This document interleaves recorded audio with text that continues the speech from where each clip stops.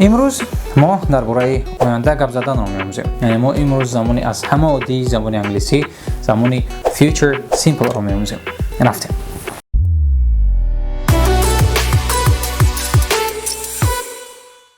سلام زبان‌آموزان، نام سعدی و این زبان‌آموز است که هر هفته برای شما زبان انگلیسی می‌آموزد و در این درس انگلیسی ما با شما عادی زمانی از همه عادی زبان انگلیسی زمانی future simple گپ می‌زنیم.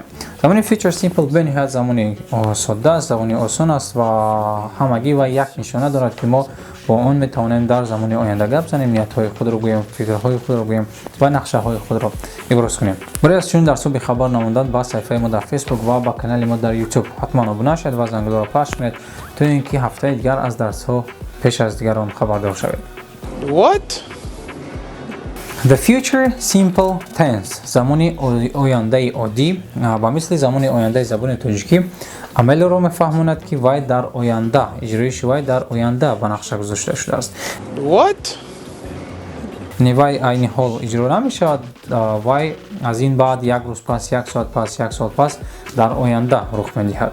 زمانی future simple ساخته می‌شود با یاری فعل‌های یاری دهنده shall و will. کلمه shall این به نهایت کلمه کهنه است، آن را عین حال استفاده نمی‌برند و به جای آن با همه جانشین‌ها فعل یاری دهنده will استفاده می‌شود. یعنی will یک گونه نشانه زمانی آینده است و استراکچور یعنی که ساخت این زمان چنین است. شما می‌گذارید اول جانشین I, you, he, she, it, y و بعد از آن میاد کلمه will و بعد از آن فعل یعنی که بخورنده جمله. مثلا I will cook a dinner. من خوراک می‌پزم. She will come tomorrow. They will bring us food. آنها برای ما خوراک میارند. یعنی چخیلی که شما می‌بینید یکم جانشین میاد، بعد از جانشین درها فعل یاری دهنده will و بعد از آن بخورنده جمله. در جمله‌های انکاری will با حسچه انکاری not پیوست شده، آنها جمله را انکاری می‌کنند. مثلا I will not go to دوشنبه. یعنی I will not go to دوشنبه. من با دوشنبه نمیرم. یا که she will not come to visit us. وای نمیاد برای خبرگیری ما. They will not bring us our food. آنها برای ما خوراکمون را نمیارند. یعنی دلخواه جمله که شما میگوید در زمان آینده یا که اجرا شدنی نیست، شما میتونید استفاده برید اول جانشین، بعد از آن will، بعد از آن not و باقی مانده جمله رو. برای سوالی کردن شما فعل یاری دهنده will رو از پیش جانشین میبینید و البته این جمله شما سوالی میشه. مثلا will you come tomorrow. آیا تو پگاه میایی؟ Will they bring us food. آیا آنها برای ما خوراک میارند؟ Will you go to دوشنبه tomorrow. آیا شما پگاه به دوشنبه میروید؟ Will she come to visit us. آیا وای دختر ما رو خبرگیری میاد یا اینکه نه. شکل های کوتاه زمان future simple این هایند. یعنی I will برابر میشود با I'll. You will برابر میشود با you'll. We will برابر میشود با will. He will. He'll.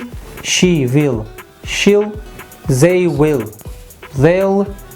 و کلمه will not وقتی که شما میخواید این کار کنید won't میشود. won't در بین او و n یک حرفی او پیدا میشود، یعنی won't. و اکثر دوستان خطا میکنن در خواندن کلمه want خواستن و won't اجرا نشدن یا اینکه این کاری زمانی آینده. یعنی want با a won't خوانده میشود want و وریانت این کاری زمانی آینده won't خوانده میشود، یعنی و یک حرفی او دارد won't. ظرف های زمانی آینده اینها هم، یا اینکه وقتی که ما میبینیم این کلمه ها رو در دلخواه جمله ما که میفهمیم که این جمله زمانی آینده است. یکم زمانی آن tomorrow یعنی فردا tomorrow. I'll go to the market tomorrow. I will go to the market tomorrow. دوم soon به نزدیکی.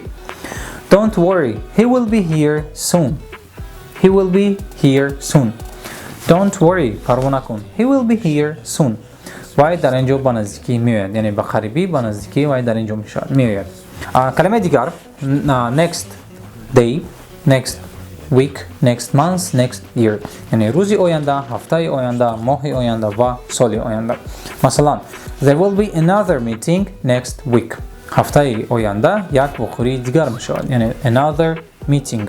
وارینت دیگر in 5 minutes یا اینکه after 5 minutes in 2 hours or after 2 hours یعنی در دوام 2 ساعت یا اینکه بعد از 2 ساعت in 2 hours در دوام 2 ساعت یا اینکه after 2 hours بعد از 2 ساعت مثلا in 10 minutes you will know about the future simple tense در دوام 10 دقیقه شما درباره زمان آینده میفهمید و میآموزید یعنی که you will be using the future simple tense after 10 minutes بعد از 10 دقیقه شما زمان آینده را در زبان انگلیسی پورا استفاده برده می توانید بعد از تماشای این درس کلمه دیگر later today later این کلمه بعداً می شود later today یعنی امروز بعدتر امروز کمی دیرتر مثلا I will finish my report later today من ریپورت خود رو امروز دیرتر تمام میکنم یعنی امروز بعدتر تمام میکنم کمتر پس و کلمه اخران day after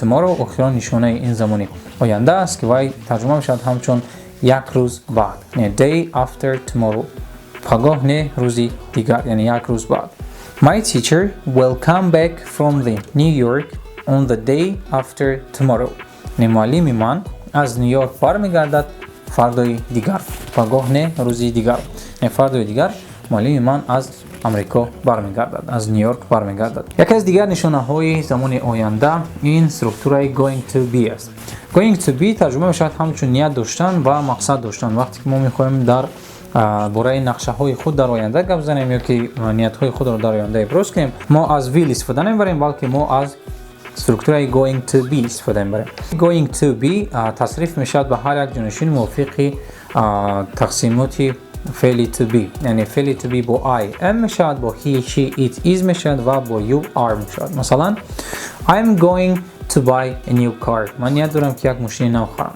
You are going to sell your house تو نیت داری که خونه‌ات رو فروشی He's going to meet us on the airport و نیت دارد که ما رو بخوره در ایرپورت و در وریانت اینکوری استراکچور going to ما بعد از going to استفاده می‌بریم حسچه اینکوری ناتر یعنی I am not going to the university من با دانشگاه رفتنی نیستم He is not going to meet us at the airport و نیت ندارد که ما رو در ایرپورت بخورد و دوستان باید پورا فهمیدن استراکچور going to شما میتونید این درس رو تماشا کنید زیرا در این درس ما یک درس الهیده پورا اوید استراکچور going to تشکیل کردیم که در اینجا شما با همه سوالات خود جواب میگردانید و این دوستان درس انگلیسی اوید زمانی future simple tense یعنی زمانی آینده عادی و اگر دوستان سوال ها باشد پس آنها را در کامنت نویسید ما حتما برای شما جواب میگردانیم و بنا شدن فراموش نکنید تا درس های دیگر دوستان بای